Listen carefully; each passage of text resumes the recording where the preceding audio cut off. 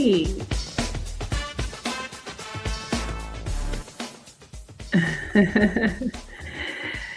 Hey, family. Welcome to the God Squad. We are live and in person for another day in the Twilight Zone that is that is these United States. We got my dear friend and brother and co-host Dillon, Naber, Cruz in the house. How you doing? How you doing? Well, in this shit show of a kakistocracy run by fascist fuckwits, not great, but I'm here tonight. I'm here tonight. Surviving. And I am so happy to have, we are so happy to have with us a special guest tonight. This is the Right Reverend Jeremy Steele, who calls himself the Deep Skeptic. He's also a pastor and a social media creator. He's the founder of Not Church, which is a radically inclusive spiritual community where people of all religious identities and non-identities explore spirituality and support each other in hard times. And what can be more better than that, except for his book? Right. Rituals for Heretics, which takes rituals and meditations from many religions, removes the divine pieces, and leaves the psychological work that everyone can have access to the wealth of human knowledge. And I am excited to get into Rituals for Heretics because I am a self-proclaimed heretic, and I believe these other two ragamuffins and heathens on here consider them a heretic too. But before I'm self-proclaimed and also often proclaimed by other people online, right? Yeah, self-proclaimed and often accused. Right. Often accused of being a heretic, which we'll get into the translation of that. But real quick, there's breaking news and bad theology in this holy war of foolishness and fuckery we are in. There's so much going on. If you have been watching the news, and you probably saw that this past Easter Sunday, the message from the Supreme Imperial Leader of the United States that was put out, his Easter Sunday message that was meant to inspire and enlighten and uplift and unify. Holy shit! Yeah, and be just like Jesus, just like Paul White King said. This man is so much in common with Jesus. Like, wouldn't Jesus threaten to eliminate an entire civilization? And call the people of Iran, tell them they better open the fucking strait or he's going to eliminate the whole civilization, and also praise Allah. Wouldn't Jesus would say something like that? Don't you what the actual Mark fuck? 17. It's in Mark 17. Yeah, Mark 17 for sure. Yeah. Right after the resurrection, Jesus comes out and says, I am going to wipe the Roman Empire off of this planet. It's right there in Mark 17, y'all. I think you're forgetting the end of Matthew, like where he ascends, and like as they're looking up, he's like, "Fuck you, bitches." Exactly. That's the part that didn't make the canon. It's in the dead. No, for sure. Yeah, the dead. And that's the joke on Mark 17 because y'all, Mark has 16 chapters. No, for sure. That's in file 13. Yeah. That's a Bible nerd joke. Yeah. That's right. Yeah, that's right. Yeah. So that's the craziness. And then, of course, we had the ultimate Taco Tuesday, whereby he had given them until 8 p.m. on Tuesday to do, I don't know what the hell he was wanting them to do, open up the Straight Arm Music at least. And they're not going to do that. And so he had backed down, I think by 5 o'clock or so. Sorry about all that noise. There's a loud vehicle outside. He had backed down like everybody knew that he would, because he's just a carnival barker. He's just a barking dog, you know. And apparently we're in a non-cease fire of some sort. Right. For sure. And today, like just before we got on, he released a statement that said that Iran was doing a very poor job opening the Strait of Hormuz. Good God. A very poor job of opening, as in it ain't fucking open at all. Right. and not at all. Remind me, was the Strait opened in February? Right. I mean, it was open before he bombed them. Right. Exactly. Yeah. And in March, before he started being an idiot, and did y'all hear that the Undersecretary of Defense, I'm not going to use that other stupid fucking name, threatened the Pope? Yes. I did not see that. He referenced the Avignon papacy, in which the French king went and kidnapped and then murdered a pope, and said that the United States military, the United States military can do whatever it wants, and the Holy See better get on the right side. In other words, you better start backing up the USA. And this just got leaked this week. And then, of course, the super good Catholic J.D. Vance, when he was asked about it, he of course hadn't heard, and he didn't want to comment on things that he didn't know were true. And I'm like, motherfucker, aren't you the guy that said they're eating the cats and the dogs, and you can make up any story you want to advance the narrative?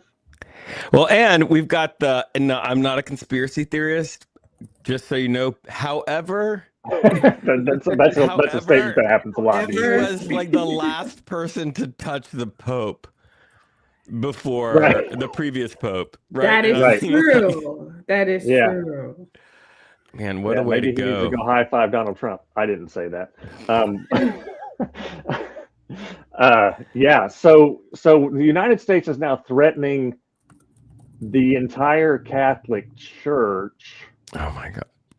And we know that Pete Hegseth is part of Doug Wilson's church, and Doug Wilson is on record as saying that if Catholics want to have a parade, they're not going to be allowed to, because Catholics are evil. So I'm thinking there's probably something to Pete Hegseth. Oh my God! Sends them over there to lay down the law, and they're just like, what? And now the Pope is not coming to the United States at all. Yes, he canceled all. He canceled all his trips. Yeah. No shit. I mean, why would he come here? But also, he has continued to rebuke this administration in his social media post in very pointed ways, which I think are awesome. I'm not gonna. He's like, come at me, bro. He just keeps laying down theological truths about warfare and whatnot. And don't get it twisted. The Catholic Church has a lot to make up for, and they still got a long way to go on the LGBT. Ain't nobody perfect, right? Yes. But this Pope is not. He's not having this empire Christianity bullshit. I love that. Despite the fact that he's now the Pope. Craziness. And then Melania. Did y'all hear about Melania today? Oh, her statement was so odd. What do you all think of? And first, tell the people what happened. Tell the people what happened. Everybody might not tell know. us what happened. Well, she went out in front of the White House suddenly and made a speech talking about how she was never friends with Jeffrey Epstein or Ghislaine Maxwell, and that she and Donald met randomly. This is, I mean, the lies upon lies and I'm like, what is happening? And also that the victims should have to come to a hearing and do their testimonies under oath, and it should be made part of the congressional record. I'm like, she don't even talk like that. Who told her to come? What do they know that we don't know? What's about to hit the shit is about to hit the fan? Because and then Donald Trump said he didn't even know she was doing that today. He literally said, I didn't even know she was going to have a press conference. I don't know. But then somebody else took his team. We know they don't talk to each other, but we didn't. Well, yeah, and like when you saw it, she was like reading this long prepared thing. So like somebody had to write it. Yeah, it wasn't her. Somebody had to vet it, right? Like, and it was unhinged. Yeah, and random. And like those pictures are fake. And the victims put out a statement and said, look, we've done our part. Do what you're supposed to do. Do what you're supposed to do. Don't be calling us into it. And then there was a congressman from Virginia. I cannot remember his name.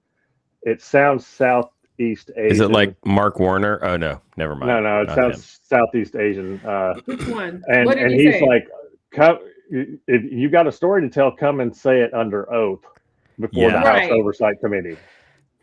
If you want to play games, you telling them you come sit under oath and make your statement on the record. Yeah, and of course Michael Wolff's book is coming out, and he the guy that interviewed Epstein a bunch, and according to Wolff, Epstein said, "Oh yeah, he had sex with Melania Trump." Yeah, well, right. That's the thing that prompted her. Like Wolff said, Epstein said that. Yeah, Epstein had told him that he had. Well, that's why she's doing it. I was trying to figure out why are you having a random press conference. This was coming out, and she was like, I did. She like one of the first things she said is, "I'm not one of Epstein's victims," which I don't know. From what I hear about this book, like he wasn't complaining it wasn't consensual. He was just like, we got down with it one night. Yeah.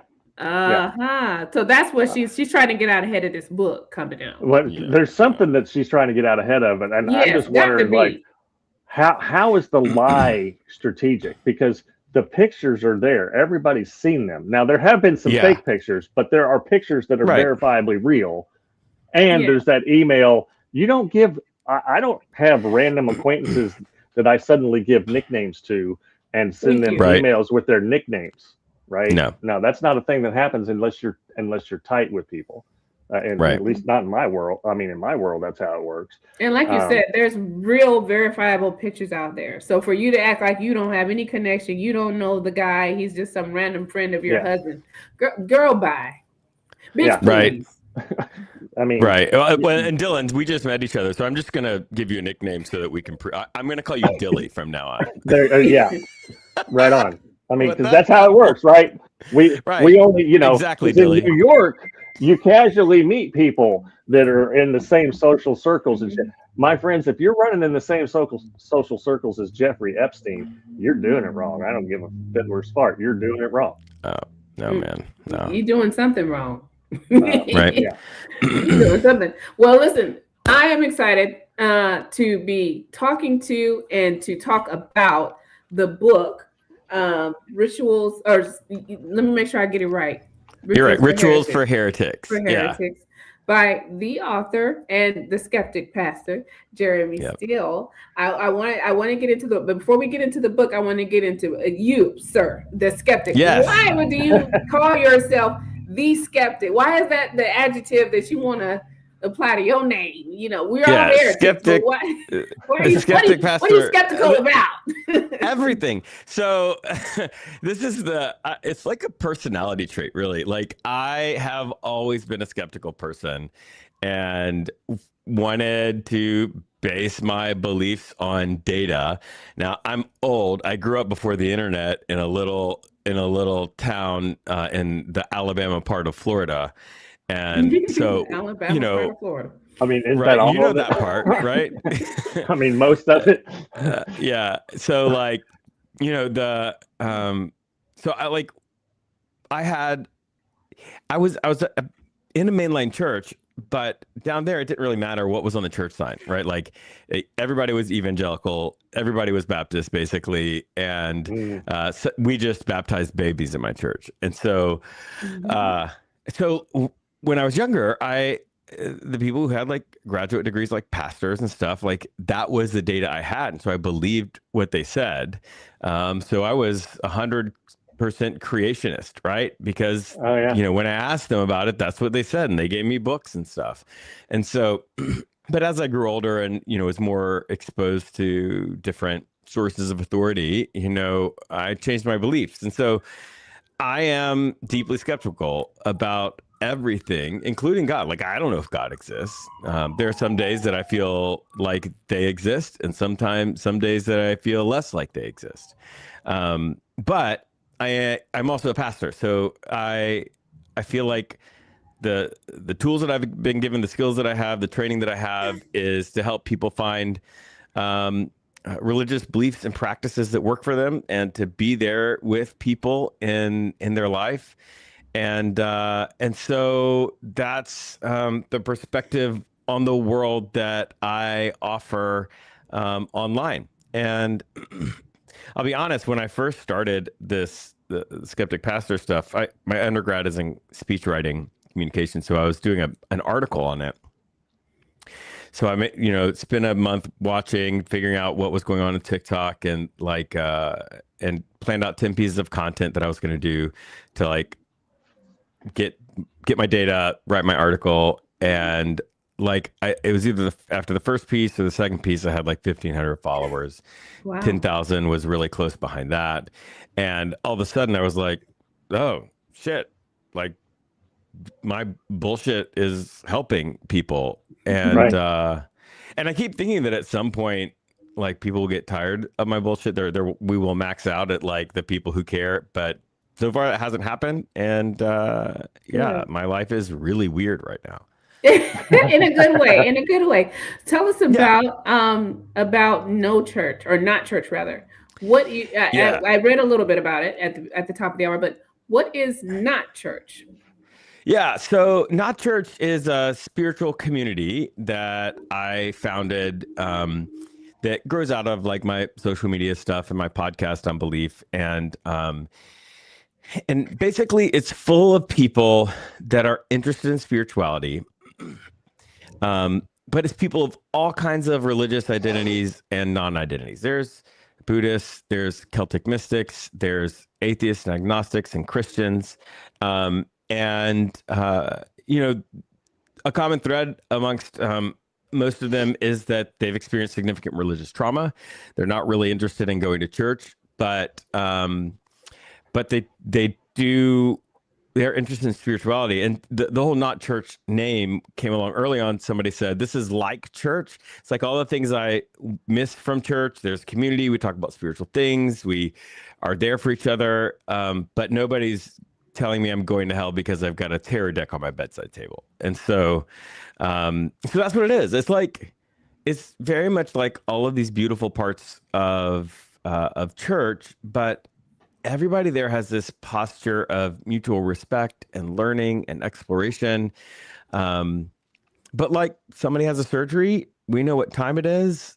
People light candles, hold space, do energy work, whatever they do at that time, and check in on the people after. Like very much like church, except it's a church that I've always wished existed, and I never found. I love that. And this is an online gathering, or do you guys also meet in person? It's all online. It's asynchronous. Okay. We do Zooms twice a week, and also we have most everybody there has some sort of religious trauma around being manipulated out of money from churches, and so we don't accept donations. It's a pay for what you get model. It's $3 a month through Patreon. And if anybody can't swing $3 a month, they just DM me on social media and I let them in for free because like God wasn't a capitalist. Right. Amen. Right. That's great. Yeah. How do people, if someone is interested in Not Church, how do they become a part of that? Where would they go online? They just go to patreon.com/skepticpastor and sign up there. And if you find me online, there's links in my profile, right? That's what we have to say on every video. That's awesome. Links now, to the profile. what's your religious background? Did you come from fundamentalist Christian, conservative Christian, Southern Baptist, Baptist-costal? What brand of I grew up species of Christian are you? Yeah. I grew up in the United Methodist Church, but like I said, in the Deep South, at that time, it was no different than the Southern Baptist Church that was on the other side of the park, except that we baptized babies. And so I was very much grew up in evangelical Christianity, conservative Christianity. And my church didn't do things with teenagers on Wednesday nights. So that's when I got, full on into the charismatic movement and got radicalized. Went non-denominational, fell on the floor, did all the things. On Wednesday nights. So that's how I grew up. Similar to me. Yeah, and I could play the guitar and sing. So if I ever walked into a youth room, I was immediately recruited to be in the band. Right. Now, do you still, other than the Not Church, are you still pastoring like in a physical church space too, or No, have you I'm walked 100% online. Okay. And did you go to seminary and everything? Do all that? I went to seminary. I'm still ordained in the United Methodist Church, and they have endorsed this crazy project. When I proposed it being official, I was certain that they were going to say no, but I don't know if there was like a gas leak in the room where they were meeting or what, but like they were like, yeah, go for it. That's awesome. I mean, that's great. I know that there have been other denominations that have really explored these sort of alternative church models. And when I was in seminary, I participated in one that I absolutely loved. We met. There were only like 10 people. We would sing some songs, and then we would go through a book of the Bible at a time. And so every Sunday night we would just read a pericope, or if the chapter was short, we might read the whole chapter. Then we would have communion, and then community prayer. There was no sermon, there was no offering, and then COVID just wiped it out. Oh wow. Yeah, we don't do any sort of live stream with some white guy and a guitar singing shitty Chris Tomlin songs and me talking for a half an hour. But I don't know who Chris Tomlin is. He must be a community. What's that? No, he's contemporary Christian music. If you've been to some church that has a guy with a guitar, you've sung some of his fucking songs, I'm sure. Okay. Yes. If you've seen one, you've probably seen them all. But I love the whole concept. I'm also part of an online community, but we do also meet in person. We had a Easter sunrise service this past Sunday, which I participate in every year, which is Ecclesia. If anybody's interested to know about that, it's ecclesialove.com. But we also do Zoom and all that. I think one thing that COVID taught us, if it didn't teach us anything else, is especially in the faith community, is that the world is so much bigger than your building. You got people who were pushing hard against going online, but only could get 15 or 20 people to show up at Sunday on their in their church building, but could get 2,000 people to show up online. The world there's so much more. The audience is bigger in the world than in these buildings. And by audience, I just mean that someone who wants to hear what you have to say, and someone who's saying something that you want to hear. Yeah, and that's the thing that always it blows my mind every week. I get somewhere between 400,000 and 1.5 million views every single week, and that's amazing. It's very strange. I'm just like walking around with myself, it's a weird feeling to feel like that many people give a shit about what you have to say. But it also means that there is a mass of people that are really interested in a different perspective on spirituality. Yes, right? There's a thirst and a hunger there. Yeah, and it's not for institutional religion.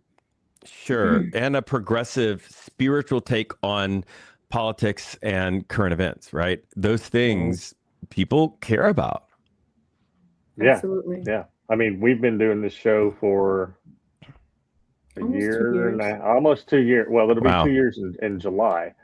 And, when we first started talking about this stuff on the radio, I was like, this is going to be a one and done thing. Right. But But apparently, people really enjoy hearing about these different perspectives and people that have come from fundamentalist backgrounds. I grew up Southern Baptist and Church of Christ, and then my mom and her husband started going to the pew jumping holy rollers and stuff, and tried to make me go, and I was like, nope, that ain't for me. But and lots of people have come from those places going, wait, you told me to read the words in red, and now that I'm trying to do that stuff, you're calling me woke. Woke, weak, a snowflake, a bleeding heart liberal, or whatever, just because you actually believe the words Jesus said. Like, to be clear, some of that stuff was really fun. Like, when I was in high school, afterwards, after school, a couple of days a week, we'd go over to this lady's house, where she had like a charismatic prayer meeting. And we would put on this music. We would have tambourines and streamers and dance around and sing. And I'll be honest, it was by far one of the gayest things I've ever gotten to do. But gay two ways, and it was fun too. No. It was actually just gay, like just gay. But yeah, it was fun. Like, it was great. Oh, yeah. And there was like this like freedom to dance and frolic and like then speak in tongues and be overcome with like these ecstatic experiences. Also completely damaging and toxic. Well, what the faith experience in organized religion is not all bad, and not all churches are doing toxic and unimaginable harm. For There's sure. a lot of good preachers, pastors, ministers, churches out there. Yeah. So for those that are doing it right, we thank God for those ones. But there are so many that are doing it wrong. They give the ones doing it right a bad rep, and give Jesus a bad rep, and give Christianity a bad rep. And those are the ones that get clicks and viewers because they're assholes, and people like to watch an asshole. And so, so the people that unfortunately, are like, they get a bigger platform than the ones that are doing it right. Right. They're normal and calm, so they don't get brought on to Fox News, right, to spout insane things. Yeah, it chaps my butt sometimes when I look at Paula White Cain up there wearing a dress that probably cost more than I've ever made as a public speaker, theologian, author, etc. And I'm just like, I can't grift. I don't have that in me, right? Yeah. Like, I'll tell people, hey, I wrote some books. They're pretty good. These people say that they're good, but I'm not gonna. But it still pisses me off sometimes when I see people like Mark Driscoll and he's getting millions of people listening to his dumb ass. And I'm over here with like, if 100 people read my Substack, I'm like, wow, 100 whole people read that. Right. Not that I'm bitter or anything, God damn it. But it just goes to show you that sometimes people are attracted to authenticity, and sometimes people are attracted to whatever will validate their charisma what they align with. That has emptiness or self-aggrandizement or narcissism behind it, like people like Paula White Cain. I can't stand that woman. It sounds fascinating what you're doing. I love the pluralistic aspect of it, and the idea that agnostics and Buddhists and Christians and all kinds of people can come together, because, and I've made this point multiple times recently, all theology is speculative. We're all just, I mean, in some ways we can look at the words on the page and go, that's what that says. Jesus said to feed the hungry, right? Like, so we should probably do that. But then we can get all twisted into knots about fancy words from 17 centuries ago or whatever. Right. And that's where it becomes speculative, right? But whatever the faith, I mean, nobody's certain. That's why I'm more of an agnostic hodgepodgeist than I am anything else. And I pretty clearly identify as a heterodox theologian these days, right? Right. And that's really one of the things that that became super clear to me when I was writing this book, because I was looking for religious rituals and meditation practices to bring forward, and a lot of them, like you're like, oh, this smudging thing is interesting, and then you're like, oh, what, this culture does it, and this culture does it, and it's in Hoodoo, and it's in First Nations, like, and you're like, oh yeah, because I think the fundamental premise that I started with that was confirmed more and more as I read it, or as I wrote it, was that for millennia, people have been meeting very deep psychological needs through religious ritual, right? Yeah. And that has been being honed and perfected for thousands of years, well before psychology even existed, or even the scientific method existed. And so what's disappointing is that when people don't have faith, lose their faith, aren't sure about what they believe, they lose access to that massive body of human knowledge. Yeah. Right. And that's tragic. So what I did was I said, okay, let's look at these religious rituals. Let's figure out exactly what's going on psychologically. Like, what's the psychological need that's being met, right?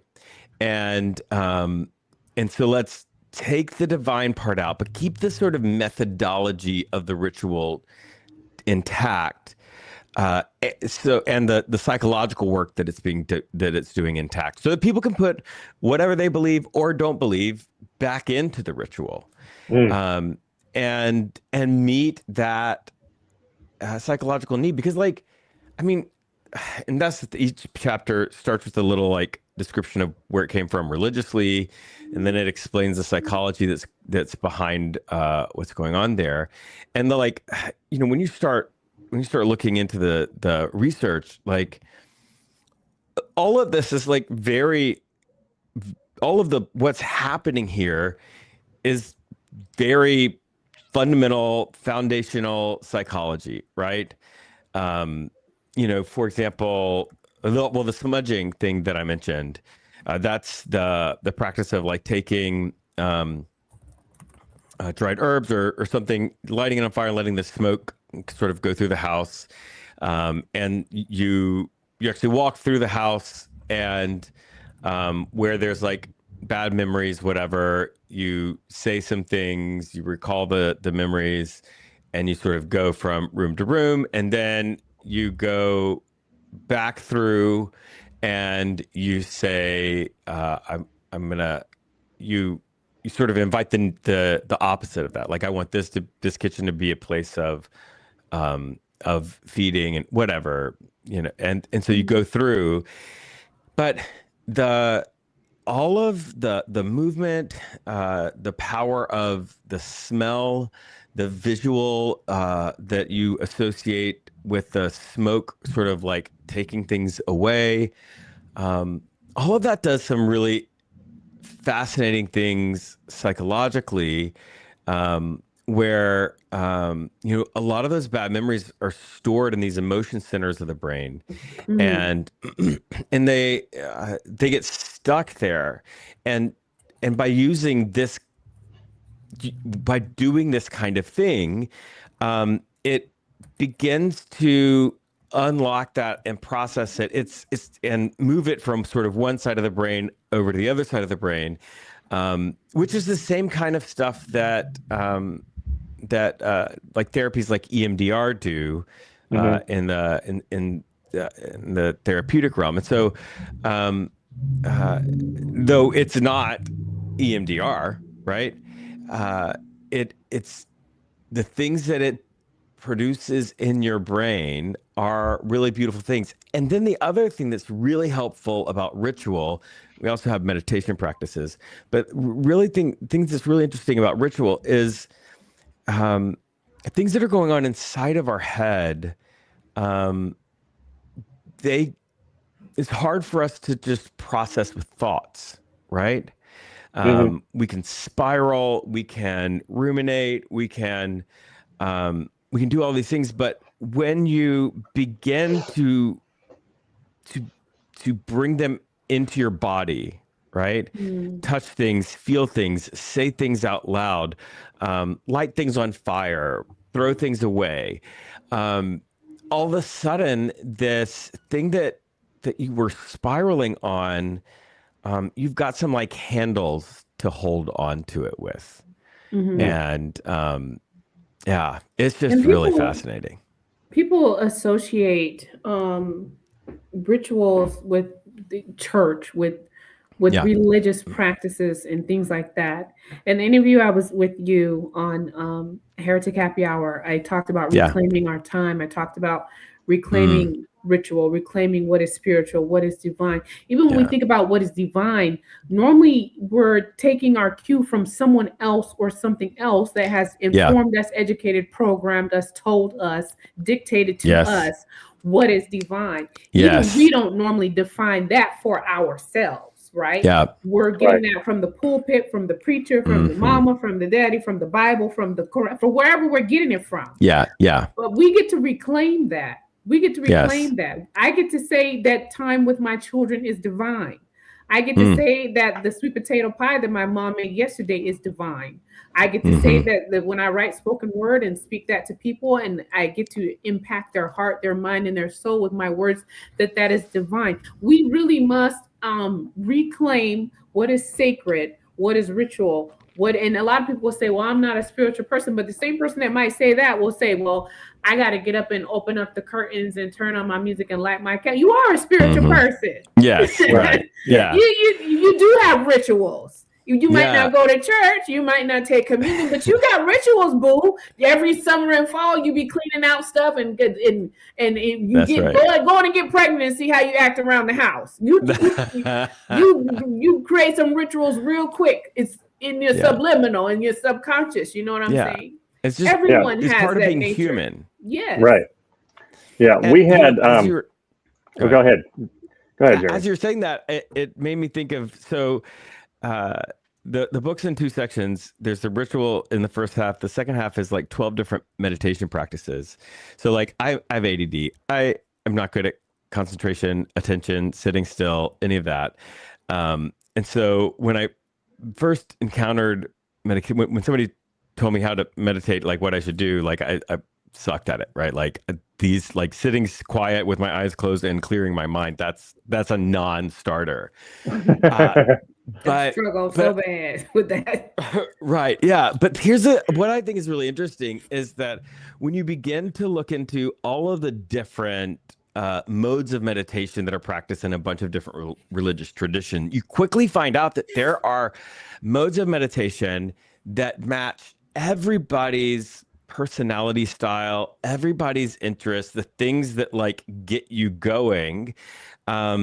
There are meditation practices that do that. Like there's like for people who like to walk, there's something called Buddhist walking meditation that is focused on being fully present in your body as you are walking and feeling the sensation in your feet, right? There's people who are like interested in art, love visual art, and there's this orthodox practice of icon gazing where when you take out the theology and you just engage in the practice with art, man, it's this like transformative experience of art for people who are already people who vibe with that, right?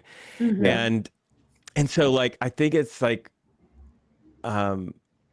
it's tragic that the term meditation has become associated with this one very specific style of meditation, which can be wonderful. Don't get me wrong. So but there are many ways to meditate. Yeah. Right. And like food, like all of these different things, there are full-on meditation practices that are very much these sort of grounding experiences that train your mind in ways that will help you deal with stress later. I could go on and on.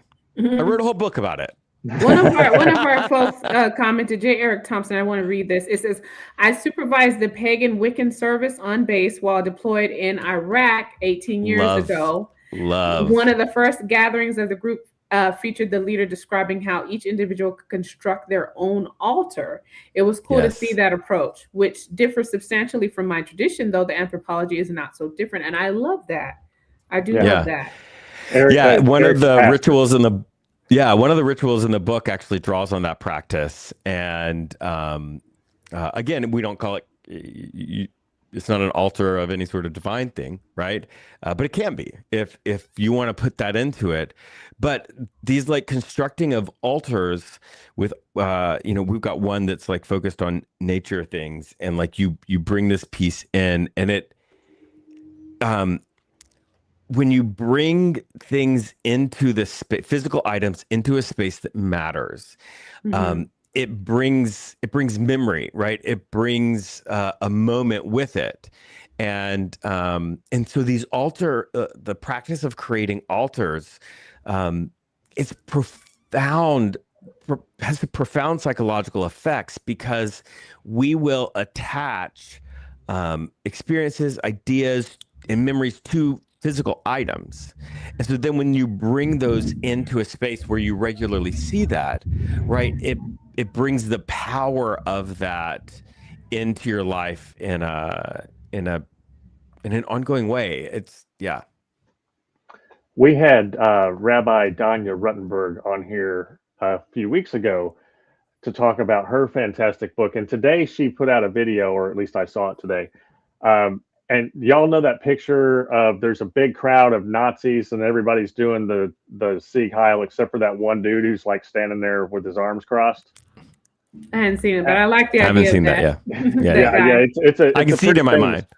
It's a pretty famous photograph. And she's like, so what did this guy have going on that he was able to stand there amongst all of this fascism, all of this stupidity, and be strong enough to be like, yeah, no.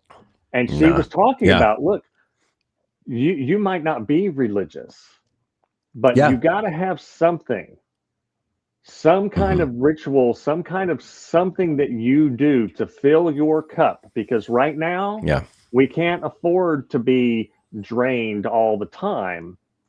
And boy, I feel that a lot. And so, so I appreciate that you're bringing these rituals, and that Desimber said, that any kind of thing can be that. And I wrote a piece the other day, and one of the things I said was, you got to be checking on your people right now. Yes. And that's hard for me. When I start going into isolation mode, me checking in on people is not going to be something that I'm going to do organically, right? But we have to be checking in and providing community and also ritual and all of these things to navigate this shit show of MAGA world. Life is hard enough as it is without this whole fucking thing going on, right?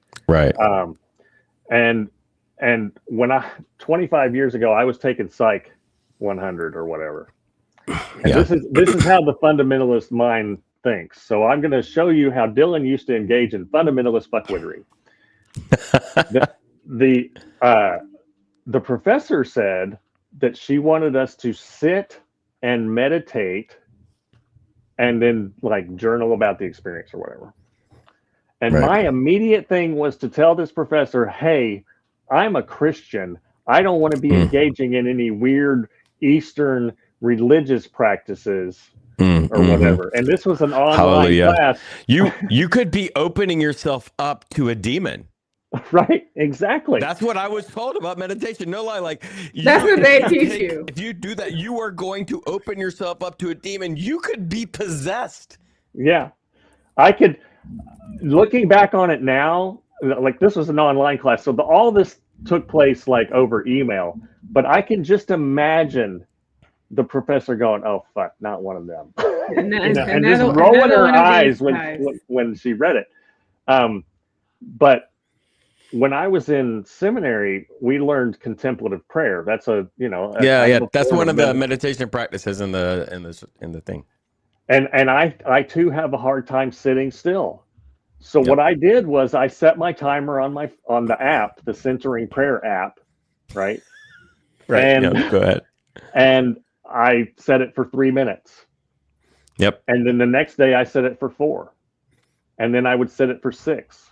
And then I eventually got to where I was setting it for 30 minutes and it went by in no time. Yeah. I just trained myself And then, of course, like I have so often done, I got out of the practice, For sure. Yeah. And that's why we need community, like what you're talking about with the not church. That's why community is so valuable. And some people still find church very valuable for that reason. Yeah. Well, and the thing is that like, religion is so serious. Like, why so serious? But like, people are so like, and I feel like people lose a sense of play, right?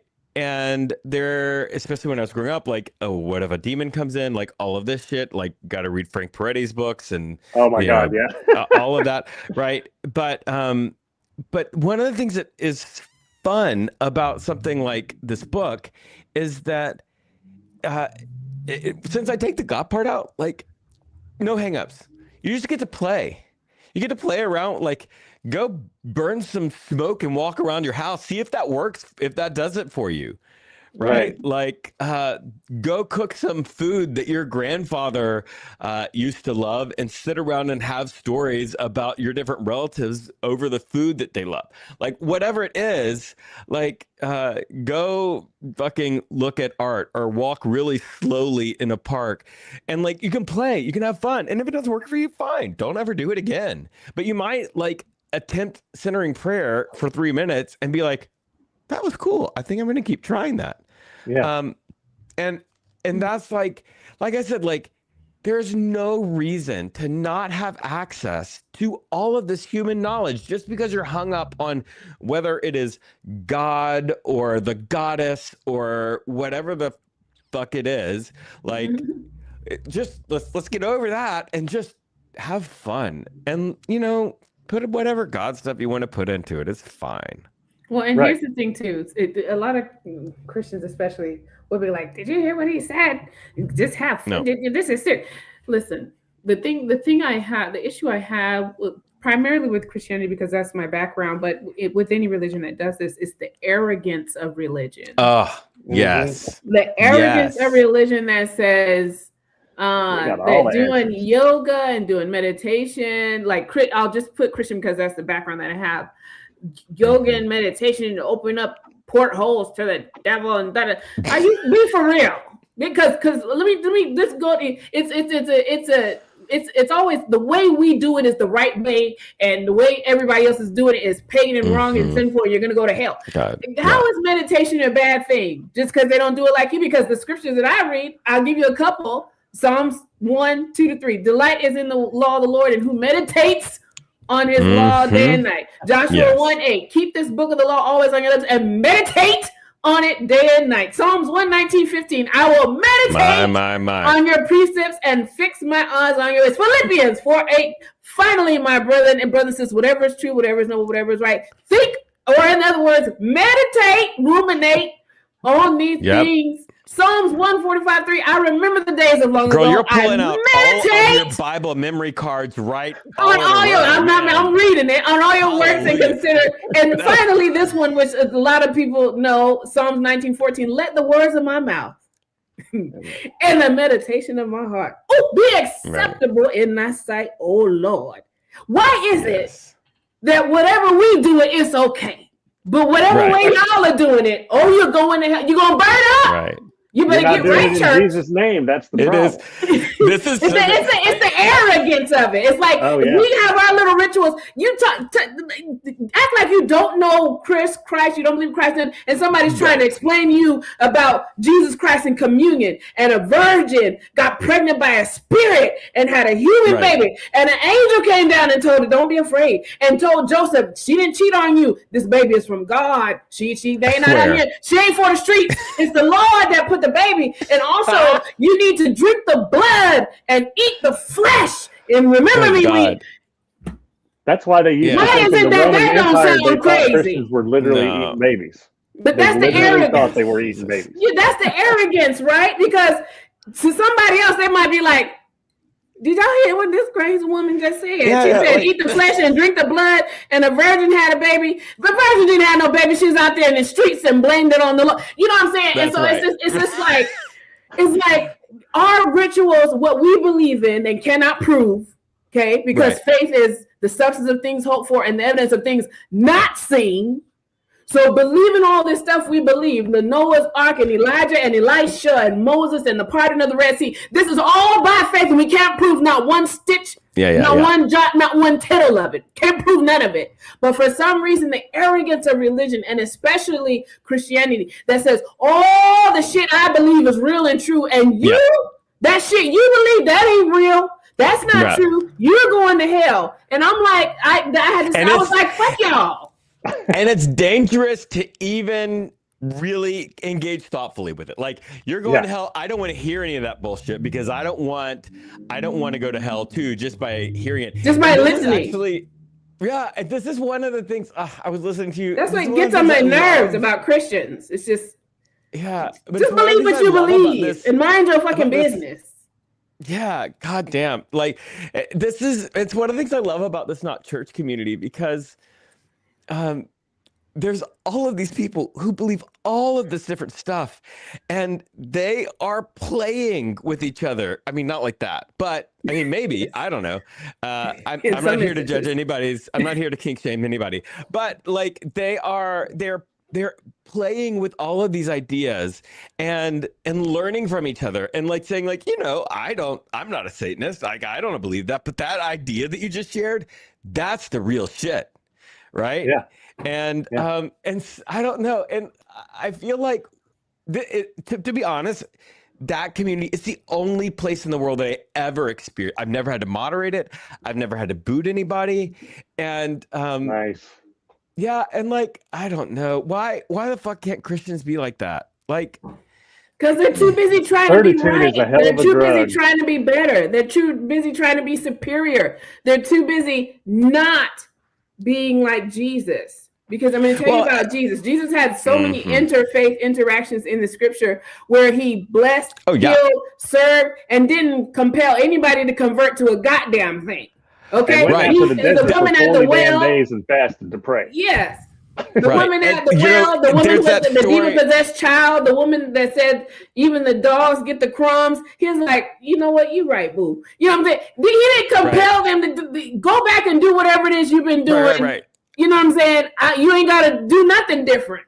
Just know that what you had a real encounter. This was the real shit that happened with you right here. Right. You know, my favorite story like that is that story where Jesus is asking the disciples, like, who do you say I am? All of that, like Moses, Elijah, and then Peter says, you're the Messiah, or whatever the fuck he says. If I was a Southern Baptist, I would know exactly what it says. But what's really cool about that story is that it happens in a place called Caesarea Philippi, and not Caesarea Philippi. Yeah, Caesarea Philippi, which is not Jewish. It is way the fuck outside. That's the location of a massive temple to the god Pan. There is a grotto that has a spring of water coming out of it that they believe is an entryway to the underworld. And everybody goes into the water and has sex rituals. Right. What? That's where Peter says that Jesus is the Messiah, not outside the temple. And like, Jesus is like, all right, cool, keep that to yourself. But like, the place where that's gonna happen is outside of a sex symbol. Like, and Jesus, after it's over, Jesus isn't be like, all right, guys, break it up. Stop doing that. Clean. Get some towels. Right. Like, we need to go kill some goats at the temple because you're all not doing it right. Right. Like, just like with the centurion slave, he didn't say, "Yo, stop fucking your slave" after he healed the slave, because know that centurion had every right to fuck that slave. Yep. Because that's the way things worked for the Roman Empire. Mm. Well, look, I don't know what the centurion was doing with the slave. What I do know is that Jesus healed them.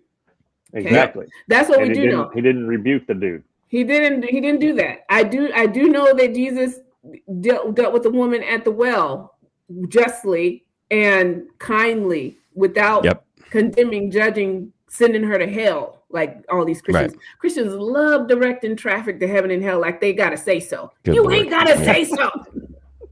And you ain't got a seat reserved in either place until you get there. Shut the fuck up It gets on my nerves. It gets, and this is coming from someone who stood in the pulpit as a pastor for 10 years. It gets on my nerves. I was getting on my own damn nerves. You know, I had to go through deconstruction myself, and I was just like, you know what? If I wasn't pastoring, I wouldn't even be up in this bitch. And that's when I was like, let me get on. And how many pastors have dealt with it? They're like, if I wasn't pastoring this church, I wouldn't be at this goddamn church. I wouldn't even be up in here. Most of them, unless they're in a really good church. Because and my reasoning was, I cannot be be fake with this anymore. I cannot perform it. It's got to be real, and God is more real to me than it has ever been. And I'm probably a pariah in a lot of the circles that I used to be in for the way that I believe now. But I'm more free now than I have ever been. And I don't especially if they listen to this podcast. Right? They're like, she got a dirty mouth. She got to go jump off a cliff, change the channel, keep scrolling. Motherfucker, this is not for you if it offends you, okay? Find something else to do. Go pray. But anyways, pray for me if that's what you think you need to do, if you think I need deliverance. Yeah. But the thing is, we have a right to have the relationship with God that we want to establish with God, not what someone else says, or no relationship at all. Not what someone else says should be and shouldn't be, not how someone else says should be, not for the reason someone else. And see, we have to start reclaiming this power that we ceded to these pulpits and these collars and these robes and these people that are preaching to you out of one side of their mouth and on that bullshit behind closed doors. Right. You know, they're not any closer to God than you.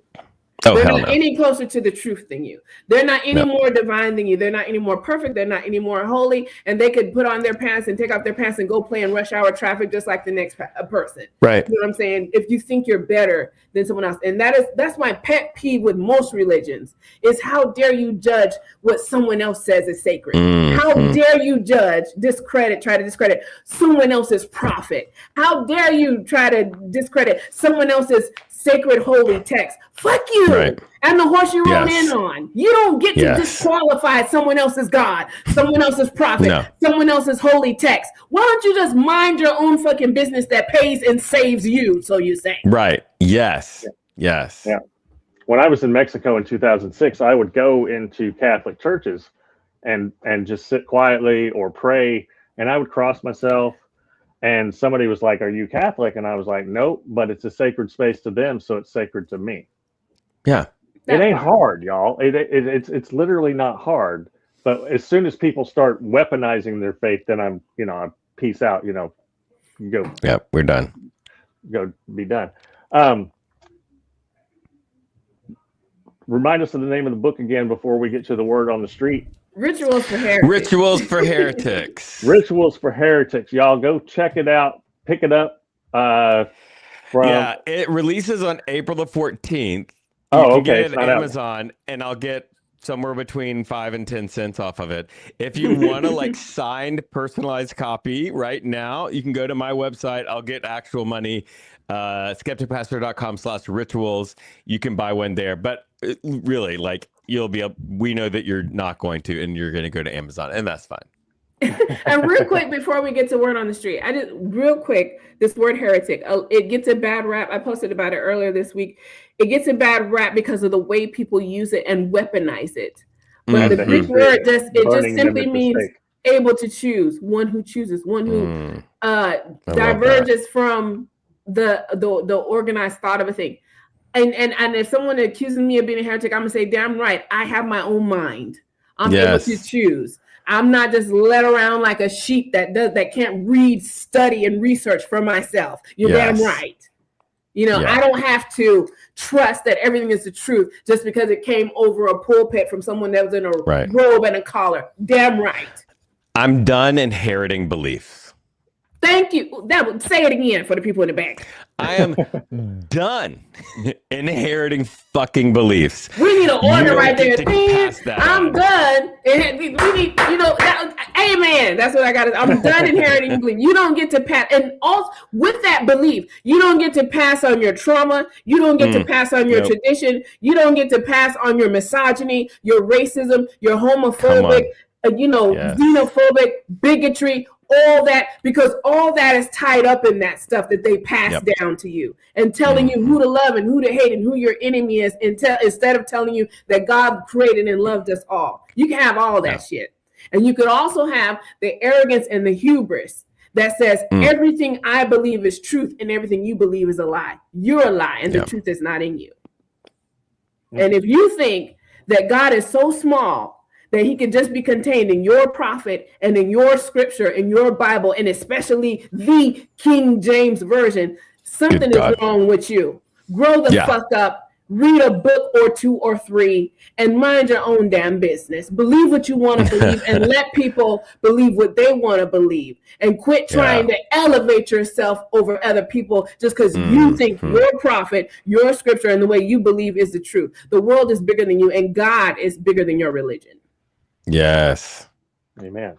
Anyway, now we got a word on the street from Dillon. Well, before we get to the word on the street, I do want to. We every once in a while we do faith in action kind of highlight thing here, and this is a really beautiful one from Colombia.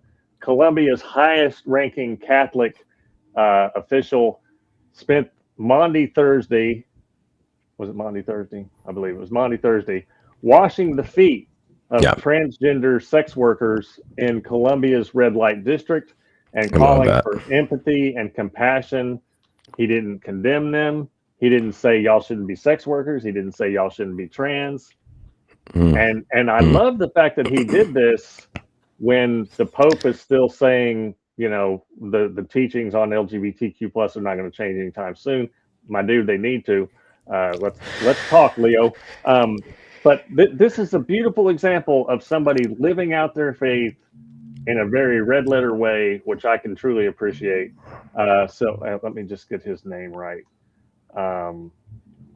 Cardinal Luis Jose Rueda Aparicio in Bogota's Santa Fe Tolerance Zone is where he went. They have a red light district in Bogota, Colombia.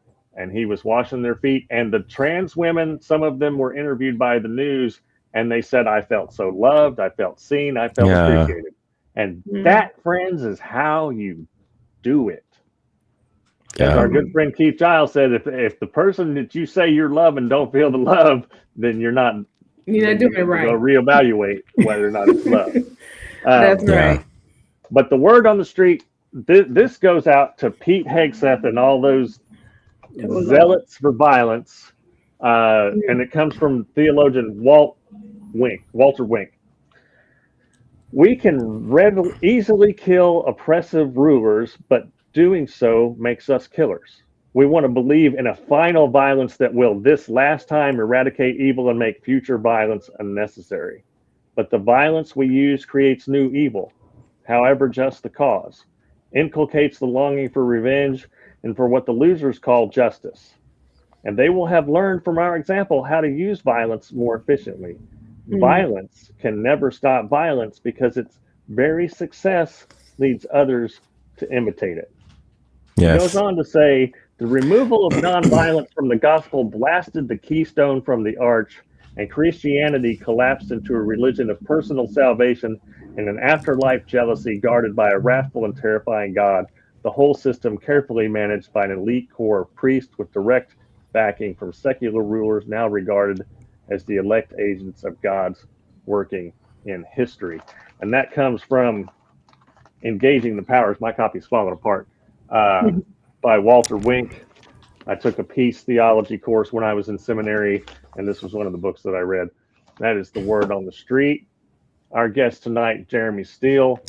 Thank you so much for joining us and for writing this book. I can't wait till it comes out because I'm going to pick up a copy and check out some of those rituals and hopefully re-engage some of those parts of the brain that our brains say ritual is important. And to give us all strength to stand up to this catastrophe of fascist plutocratic fuckwits.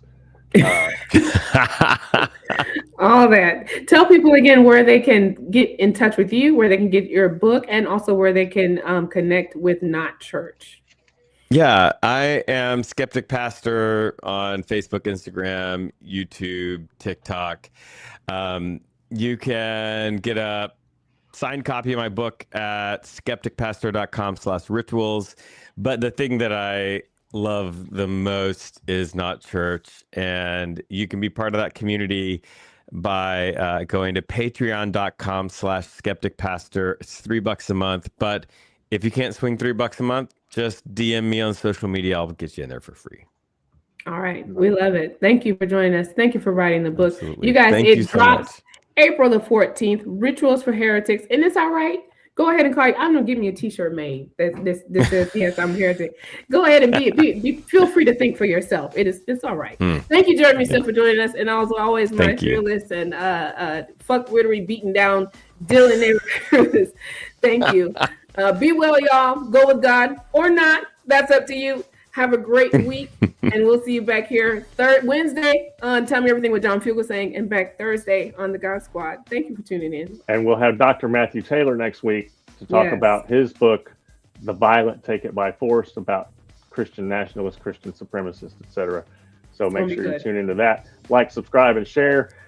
Go read Desimber's latest Substack, and check out Jeremy's website and Not Church community, y'all.